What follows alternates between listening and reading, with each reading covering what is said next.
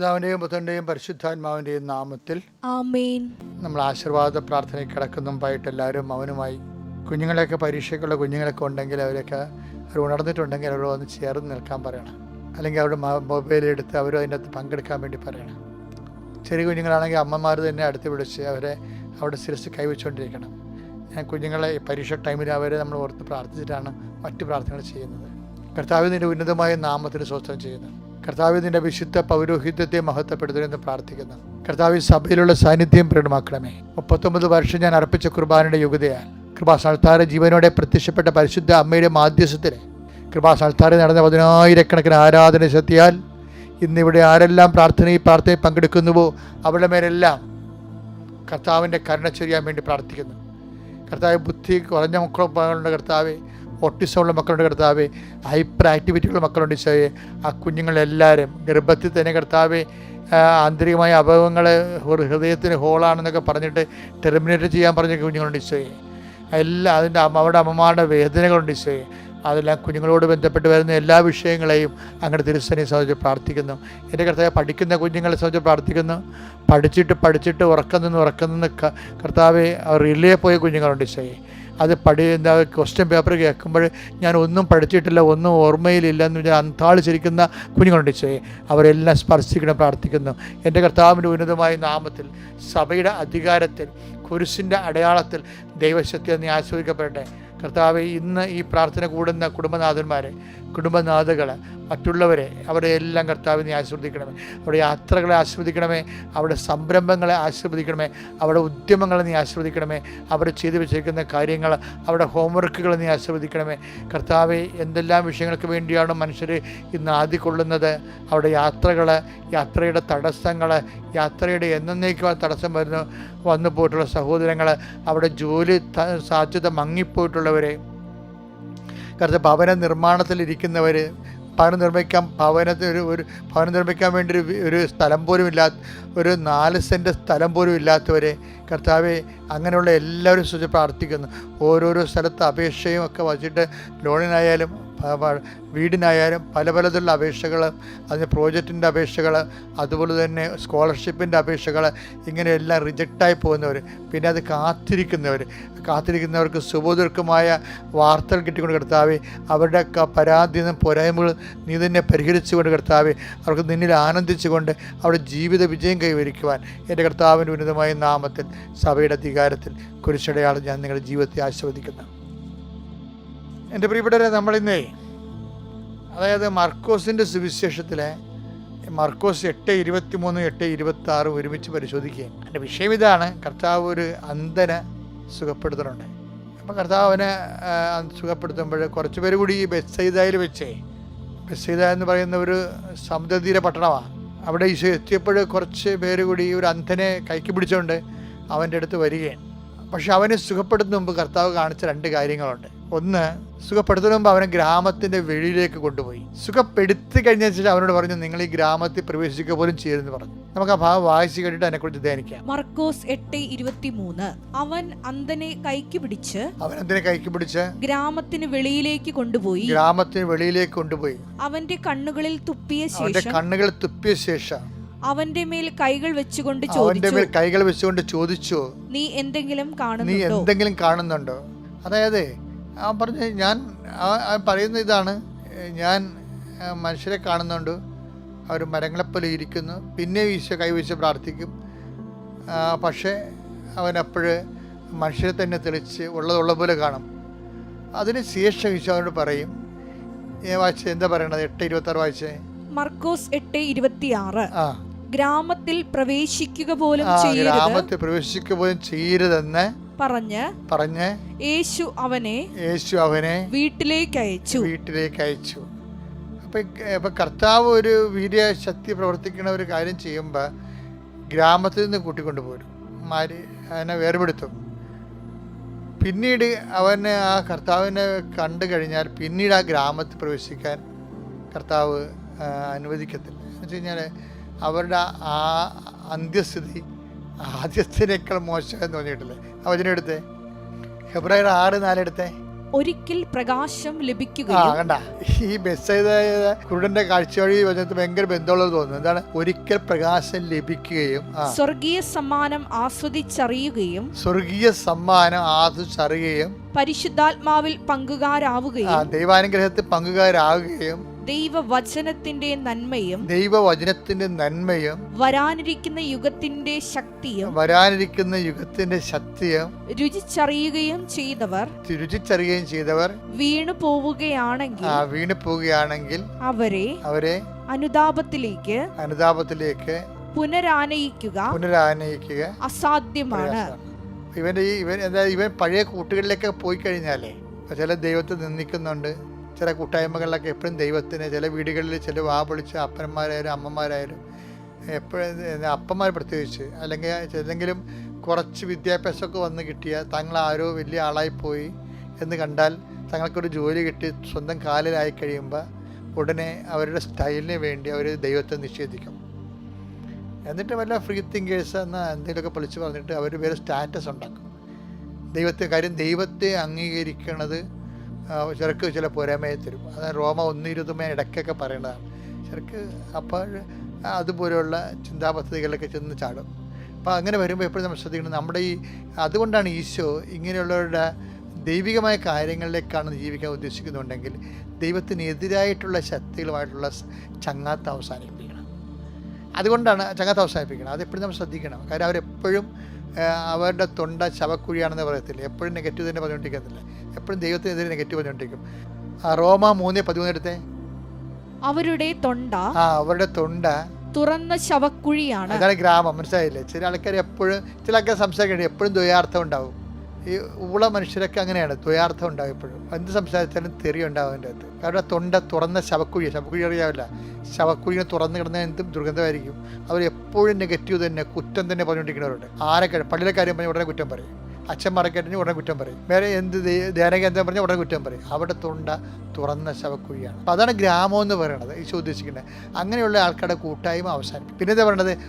അതിന്റെ മർക്കോസ് അവനെ സുഖപ്പെടുത്തി ചോദിച്ചു. എന്തായാലും സുഖപ്പെടുത്തും. 8:26 എന്താ എഴുതിയിരിക്കണം? ഒന്ന് വായിച്ചേ. മർക്കോസ് 8:26. ഗ്രാമത്തിൽ പ്രവേശിക്കുക പോലും ചെയ്യരുത്. സുഖപ്പെട്ട് അനുസരിച്ച് തിരിച്ച് അങ്ങോട്ട് പോകരുതെന്ന്. ആ കൂട്ടായ്മയിലേക്ക്, ആ കൂട്ടത്തിലെ ചില കുപ്പിക്കൂട്ടങ്ങളൊക്കെ ഉണ്ടല്ലോ, വൈകിട്ട് എന്താ പരിപാടിയൊക്കെ ചോദിക്കത്തില്ലേ? എന്ത് പറഞ്ഞാലും ചത്തവൻ്റെ വീട്ടിൽ പരിചരിക്കാൻ കൂടിയാലും കുഴി വെട്ടണവരെ ചില ആൾക്കാർ നിന്നിട്ട് ആ ചത്തവൻ്റെ അപ്പം സങ്കടപ്പെട്ടിരിക്കണമെന്ന് അപ്പനോട് ചോദിക്കും. അപ്പം എങ്ങനെയാണെന്ന് ചോദിക്കും. അതാണ് പരിപാടി. അതാണ് ഗ്രാമം എന്ന് വെച്ച് കഴിഞ്ഞാൽ യവനെ സംബന്ധിച്ചുള്ള ആര് ചത്താലും ആരെ വെട്ടിമൂടിയാലും യവന് സ്മോൾ വേണം. അതാണ് ഗ്രാമം എന്ന് പറയുന്നത് ഈശോ ഉദ്ദേശിക്കുന്നത്. അത് വില്ലേജ് എന്നുള്ള അർത്ഥമല്ല. ഇതുപോലെ ദൈവത്തെ മറന്ന് ജീവിക്കുന്ന, ദൈവത്തിനേക്കാൾ ഒന്നാം സ്ഥാനം വേറെ പല പല കാര്യങ്ങളൊക്കെ കൊടുക്കുന്നതിനാണ്. അപ്പോൾ ഈശോ എന്താ പറയണത് അവനോട്? ഇത്തരം കൂട്ടായ്മയിൽ പ്രവേശിക്കുക പോലും 8:26 അത് ഈ നോൻപുകാലം പ്രത്യേകം ശ്രദ്ധിക്കണം. ഇത്തരം കൂട്ടായ്മ പ്രവേശിക്കുക പോലും ചെയ്യരുത്. ചെയ്താൽ എന്ത് സംഭവിക്കും? അത് 2:10-2:20 സംഭവിക്കും. എന്താ 2:10-2:20 വായിച്ചേ? നമ്മുടെ കർത്താവും രക്ഷകനുമായ യേശുക്രിസ്തുവിനെ കുറിച്ചുള്ള അറിവ് മൂലം, അതാണ് ഈ അറിവാണ് ഇവന് കിട്ടിയിരിക്കുന്നത്. ഈ അന്ധന് അറിവ് മൂലം അവർ ലോകത്തിന്റെ ഗ്രാമത്തിന്റെ മാലിന്യങ്ങൾ, ലോകത്തിന്റെ മാലിന്യങ്ങളിൽ നിന്ന് രക്ഷ പ്രാപിച്ചതിന് ശേഷം വീണ്ടും അവയിൽ കുരുങ്ങുകയും അവയാൽ തോൽപ്പിക്കപ്പെടുകയും ചെയ്യുന്നു. നമ്മളായിരിക്കും തോൽപ്പിക്കപ്പെടാൻ പോണത്. കണ്ടില്ലേ? കാര്യം ദൈവത്തിനെതിരെ സംസാരിക്കുന്നവൻ എപ്പോഴും പകയുള്ളവനും ഉള്ളിൽ വിഷമുള്ളവനും ഒക്കെ ആയിരിക്കും. അവൻ ഭയങ്കര യുക്തിയും തന്ത്രങ്ങളൊക്കെ പറയും. കാര്യം എന്താ വെച്ചാൽ നമ്മളെ സംബന്ധിച്ചിടത്തോളം നമ്മളുടെ കയ്യിലുള്ളത്, എനിക്ക് എപ്പോഴും തോന്നിയിരിക്കുന്നത്, ദൈവം ഒരു പരീക്ഷണ വസ്തുവോ അല്ലെങ്കിൽ നമുക്ക് പരീക്ഷിച്ച് തെളിയിക്കാൻ പറ്റുന്ന ആളോ ഒരു ഇക്വേഷനോ ഒരു ഫോർമുലയോ ഒന്നുമല്ല. ദൈവത്തെക്കുറിച്ച് നമുക്ക് വ്യക്തിപരമായ അനുഭവങ്ങളാണ് ഉള്ളത്. ആ വ്യക്തിപരമായ അനുഭവങ്ങൾ ചില ലക്ഷക്കണക്കിന് അനുഭവങ്ങളാണ്. അതുകൊണ്ടല്ലേ ആൾക്കാർ വിശ്വാസം നിൽക്കണത് അങ്ങനെ. അപ്പോൾ അതുകൊണ്ട് ആ അനുഭവം അവർക്ക് ഉണ്ടാകത്തില്ല. അപ്പോൾ എത്ര രാത്രിയും പകലും ആകുമ്പോൾ തർക്കിച്ചാലും കാര്യമൊന്നുമില്ല. അപ്പം അതുകൊണ്ട് തന്നെയാണ് എന്താണ് ലോകത്തിന്റെ മാലിന്യങ്ങളിൽ രക്ഷ പ്രാപിച്ചതിന് ശേഷം വീണ്ടും അവയിൽ കുരുങ്ങുകയും അവയാൽ തോൽപ്പിക്കപ്പെടുകയും ചെയ്യുന്നെങ്കിൽ അവരുടെ അന്ത്യസ്ഥിതി. അപ്പൊ ഈ വീണ്ടും പഴയ കുപ്പിക്കൂട്ടങ്ങളിലേക്ക് അതുപോലെ തന്നെ കുന്നായ്മ കൂട്ടങ്ങളിലേക്ക് പോയി കഴിഞ്ഞാൽ നിങ്ങളുടെ അന്ത്യസ്ഥിതി ആദ്യത്തേതിനേക്കാൾ മോശമായിരിക്കും. കൂട്ടായ്മയും കൂട്ടുകെട്ടുമൊക്കെ ആണ് കേട്ടാ ഉള്ള കാര്യം. നേരത്തെ പറഞ്ഞേക്കാം, നോൻപ് കാലത്തെ പ്രത്യേകം ശ്രദ്ധിക്കണം. അല്ല, നോൻപും അതും ശരി ഇതും ശരി, നോൻപും ഇതൊക്കെ ആയിട്ട് ഒരിക്കലും ഒരുമിച്ച് പോകത്തില്ല. കുറച്ചൊക്കെ നട്ടല് വേണം. വഴപ്പിണ്ടി വെച്ചിട്ട് കാര്യമില്ല. ആധ്യാത്മികത എന്ന് പറയുന്നത് നട്ടലുള്ളവർക്കുള്ളതാണ്. Thank you. ഇരിക്കുക.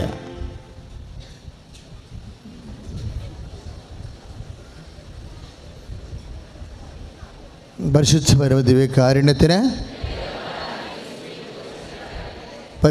പരമദിവ്യകാരുണ്യത്തിന് നിൽക്കുന്നവർ നിന്നുകൊണ്ടാ മതിയോ? പക്ഷേ നിൽക്കുന്നവർ മനസ്സിലൊരു കാര്യം ഓർക്കണത്, നിങ്ങളെ ശരിക്കും ദൈവം അനുഗ്രഹിക്കാൻ ഇടയാക്കും. നിൽക്കണത് അമ്മയുടെ ജോലിയാണ് അല്ലേ? നിൽക്കണത് അമ്മയുടെ ജോലിയാണ്. അത് ഓർത്ത് വേണം നിന്നാൽ മതി, കുഴപ്പമില്ല. യേശുവിൻ്റെ അമ്മ അവൻ്റെ കുരിശിൻ്റെ അരികിൽ നിന്നിരുന്നു കൈയടിച്ച് കിടത്താൻ ശ്രദ്ധിക്കുകയാണ്. അപ്പം നിൽക്കുന്നവർ അമ്മനെ ഓർത്ത് നിന്നാൽ മതി. അമ്മ 3 മണിക്കൂറെങ്കിലും കുരിശിൻ്റെ ചുവട്ടിൽ നിന്നിരുന്നിട്ടുണ്ട്. ആ ത്യാഗം നിങ്ങൾ ഓർക്കണം. അമ്മ കുരിശിൻ്റെ ചുവട്ടിൽ നിന്നതുപോലെയാണ് സ്ഥലമില്ലാത്തത് കൊണ്ട് അമ്മയുടെ വീട്ടിൽ ഞാൻ നിൽക്കേണ്ടി വരണത്. കാരണം എനിക്കത് മനസ്സിലായത്, ഞാൻ അവിടുന്ന് ഇവിടം വരെ വരുന്നതിന് 22 മിനിറ്റ് എടുത്ത്. അപ്പോൾ പലയിടത്തും ഞാൻ നിൽക്കുകയാണ് ചെയ്തത്, ആൾക്കാരെ ഡിസ്റ്റർബൻസ് ചെയ്യാൻ വേണ്ടി. ഒഴിഞ്ഞ് വരുമ്പോൾ അപ്പം നിൽക്കുക. അപ്പോൾ എത്രയോ മണിക്കൂറായിട്ട് നിൽക്കുന്നവരുണ്ട് അവിടെ. അപ്പോഴാണ് എൻ്റെ മനസ്സിൽ അമ്മ ഈ വാക്ക് തന്നത്. യോഹന്നാൻ 19:25. യേശുവിൻ്റെ അമ്മ അവൻ്റെ കുരിശിൻ്റെ ചുവട്ടിൽ നിന്നിരുന്നു. ദൗത്യം പൂർത്തിയാക്കാൻ ചില സമയത്ത് ദൈവം നമ്മളെ നിർത്തും. അതൊരു അനുഗ്രഹമായിട്ട് കരുതണം. ഈ കൂടുതൽ ത്യാഗം സഹിക്കുമ്പോൾ അത് ഉടമ്പടിയുടെ ഭാഗമായിട്ടാണ് നമ്മൾ കരുതേണ്ടത്. ഉടമ്പടിക്ക് ത്യാഗം അതിൻ്റെ ഘടനയുടെ ഒരു ഭാഗമാണ്. എന്തെങ്കിലും ത്യാഗം നിങ്ങൾ അനുഭവിക്കുകയാണെങ്കിൽ ഉടമ്പടിയുടെ ഭാഗമായിട്ടാണ് മക്കളത് കണ്ട് തിരിച്ചറിഞ്ഞ് കാഴ്ചവെക്കേണ്ടത്. ആദ്യം ദൈവം ഉടമ്പടി ചെയ്തത് എബ്രാഹത്തിനോടാണ് അല്ലേ? എബ്രാഹത്തോട് ഉടമ്പടി ചെയ്യുമ്പോൾ ദൈവം, നീ അത് വിശ്വസിക്കുന്നു, എൻ്റെ വാഗ്ദാനങ്ങളിൽ നീ വിശ്വസിക്കുന്നു എന്ന് ദൈവത്തിന് ഉറപ്പ് കിട്ടാൻ വേണ്ടി എബ്രാഹത്തിനോടൊരു ത്യാഗം ചെയ്യാൻ പറഞ്ഞു. എന്താണ് ത്യാഗം ചെയ്യാൻ പറഞ്ഞത്? നിൻ്റെ ജനനേന്ദ്രിയത്തിൻ്റെ അറ്റം കണ്ടിക്കാൻ പറഞ്ഞു. നിസ്സാര ത്യാഗമല്ല, 2 ആഴ്ച പനിച്ച് കിടക്കുന്ന ത്യാഗമാണ്. കാര്യം എന്താ? ജനനേന്ദ്രിയമാണ് ജീവൻ നൽകണത്. അപ്പം ജീവൻ അർപ്പിക്കുന്നതിൻ്റെ പ്രതീകമായിട്ടാണ് ജനനേന്ദ്രിയത്തിൻ്റെ അറ്റം കണ്ടിക്കാൻ പറഞ്ഞത്. എബ്രാഹാം അങ്ങനെ ചെയ്തു.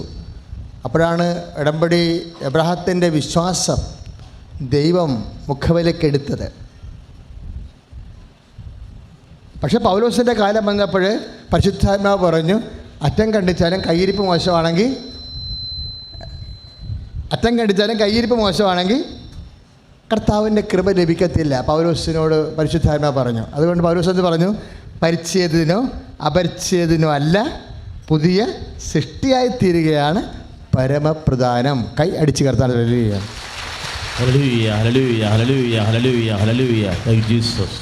അപ്പോൾ ഉടമ്പടിയുടെ ലക്ഷ്യം എന്താ? പുതിയ സൃഷ്ടിയായി തീരുകയാണ്.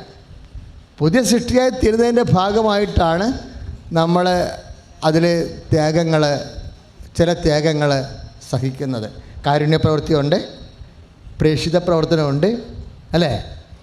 അങ്ങനെ കുറേ ത്യാഗപ്രവർത്തനങ്ങളുണ്ട്. നിങ്ങൾ ആരും എന്തെങ്കിലും ഉടമ്പടിയിലുള്ള ത്യാഗങ്ങൾ നിങ്ങൾക്ക് മിനിമൈസ് ചെയ്ത് തരാൻ ആർക്കും അനുവാദമില്ല. അഥവാ ആരെങ്കിലും നിങ്ങൾക്കിവിടെ വന്ന് നിങ്ങളുടെ സങ്കടമൊക്കെ കേട്ടിട്ട് എന്നാൽ പിന്നെ പ്രാർത്ഥനയ്ക്ക് വരണ്ട എന്നൊക്കെ ആരെങ്കിലും പറഞ്ഞാൽ അത് മിക്കവാറും പിശാചായിരിക്കും പറയണത്. ഇവിടുത്തെ ശുശ്രൂഷകരുടെ വേഷം കെട്ടിയെന്ന് മാത്രമേ ഉള്ളൂ, പറയണ പിശാചായിരിക്കും. കാര്യം ഉടമ്പടിക്ക് മിനിമം ത്യാഗം അതിലുള്ളതാണ്. ഇപ്പോൾ ഇടുക്കിക്കാരൊക്കെ ഇവിടെ വന്ന് എന്ത് സാക്ഷ്യം പറയണില്ലേ? അവരൊക്കെ എത്ര ദിവസം എത്ര വെളുപ്പിനെ എഴുന്നേറ്റ് പോകുന്നതാണ്. കാസർഗോഡുകാരൊക്കെ ഇവിടെ എത്തണമെങ്കിൽ എന്ത് പാടാ.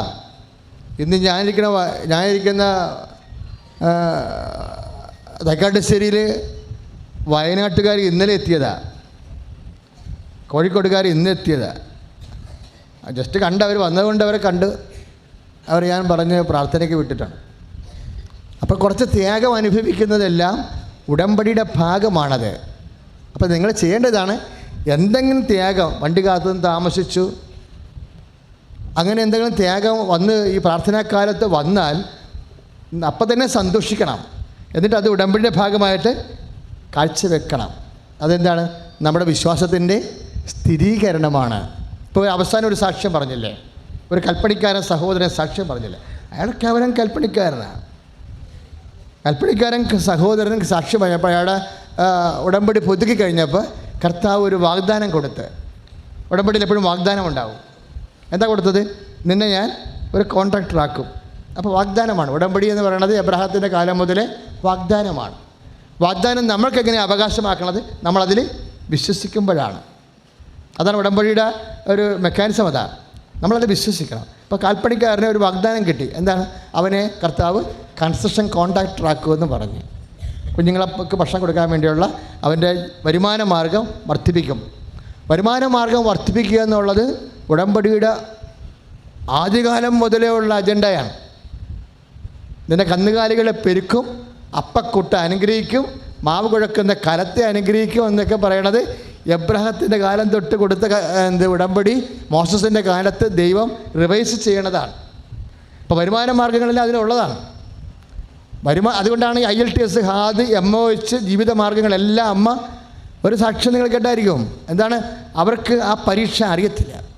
ഒരു ജോലിയുടെ സാക്ഷ്യം നിങ്ങൾ കേട്ടില്ലേ? അതായത് ആ സബ്ജക്റ്റ് ആ വ്യക്തിക്ക് അറിയത്തില്ല. പക്ഷേ ആ സബ്ജക്റ്റ് കാണാതെ പഠിച്ചാലേ ജോലി കിട്ടത്തുള്ളൂ. പിന്നെ എന്ത് ചെയ്യും? അമ്മയുടെ ഉടമ്പടി ഹോൾഡ് ഫാസ്റ്റ് ചെയ്തിട്ട് വിശ്വാസ പ്രമാണം ചൊല്ലി അറിയാൻ പാടില്ലാത്ത സബ്ജക്റ്റ് ആദ്യമായിട്ട് പഠിക്കും.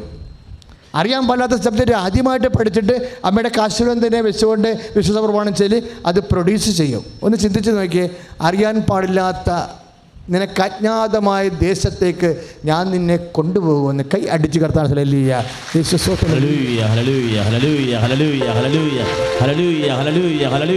കരങ്ങൾ ഉയർത്തിക്കൊണ്ട് സ്തുതിക്കട്ടെ. ഹല്ലേലൂയ. കർത്താവേ, ഓരോ ഉടമ്പടിയിലൂടെയും കർത്താവേ വാഗ്ദാനങ്ങൾ നൽകുന്ന ദൈവമാണെന്ന് ഞങ്ങൾ വിശ്വസിക്കുന്ന കർത്താവേ, വിശുദ്ധ ഗ്രന്ഥത്തിൽ അബ്രഹാത്തോട് ചെയ്ത വാഗ്ദാനം കർത്താവേ അവനെ സന്താനം നൽകി ആശീർവദിച്ചല്ലേ, അതുവഴി തലമുറകൾ ആശീർവദിച്ചല്ലേ. പ്രവാസികൾ ഉടമ്പടി ചെയ്യുന്ന ഓരോ മകനെയും മകളെയും അവർ തലമുറകളും ആശീർവദിക്കപ്പെടാൻ അമ്മേ, പരിശുദ്ധ അമ്മേ, പുതിയ ശക്തിയായി അഭിഷേകമായി ജനനമായി തീരണമേ എന്ന് പ്രാർത്ഥിക്കുന്നു. ഹല്ലേലൂയ. അനുഗ്രഹത്തിൽ അധിപതിയേ, എല്ലാവരും അനുഗ്രഹത്തിൽ അധിപതിയേ,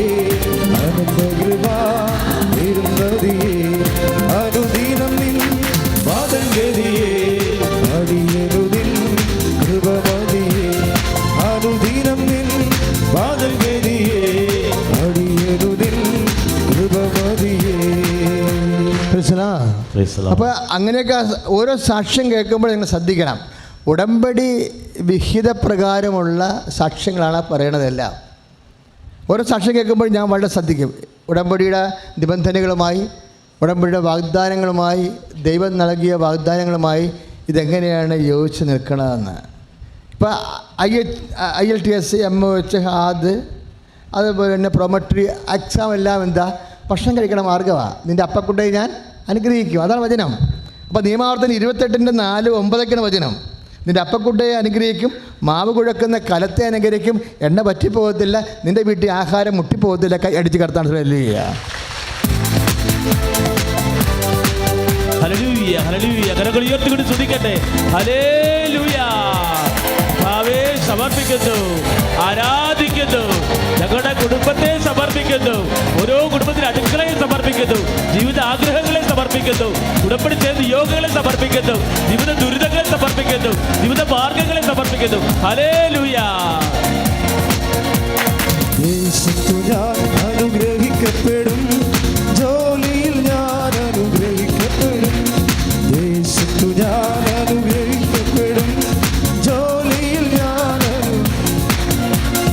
എൻ്റെ വീട്ടിലാരും കുറയുമില്ല, ആവശ്യങ്ങളൊന്നുമേ മുടങ്ങുമില്ല.